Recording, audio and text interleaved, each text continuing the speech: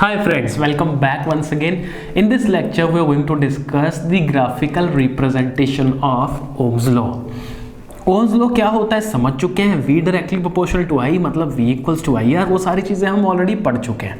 ठीक है, मैं यहाँ पे Ohm's law का ग्राफिकल रिप्रेजेंटेशन तो समझेंगे बच्चा पार्टी, वो तो मैं सारा आपको समझाने वाला हूँ. ठीक है, उससे पहले थोड़ा सा जनरल बातचीत करते हैं, क्योंकि जब तक हम बिल्कुल डीपली नहीं जाते ना मज़ा नहीं आता. ठीक है, तो चलते हैं. देखो यहाँ पे ओम्स लॉ कहता है कि V is directly proportional to I.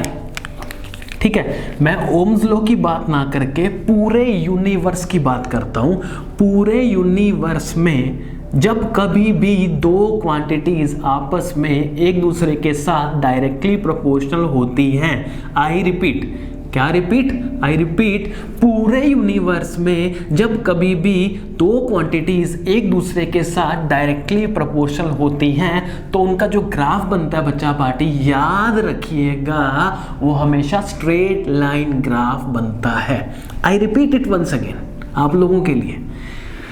जब कभी भी दो क्वांटिटीज एक दूसरे के साथ डायरेक्टली प्रोपोर्शनल होती हैं, डायरेक्टली प्रोपोर्शनल का मतलब अगर एक को बढ़ाएं तो दूसरी भी बढ़ जाए और एक को घटाएं तो दूसरी भी घट जाए, कम हो जाए, इसे बोलते हैं डायरेक्टली प्रोपोर्शनल का कॉन्सेप्ट. ठीक है, तो कहने का मतलब ये है कि दो क्वांटिटीज अगर डायरेक्टली प्रोपोर्शनल होती हैं एक दूसरे के साथ तो हम क्या कहते हैं, उनका जो ग्राफ होता है बच्चा पार्टी वो हमेशा स्ट्रेट लाइन ग्राफ बनता है.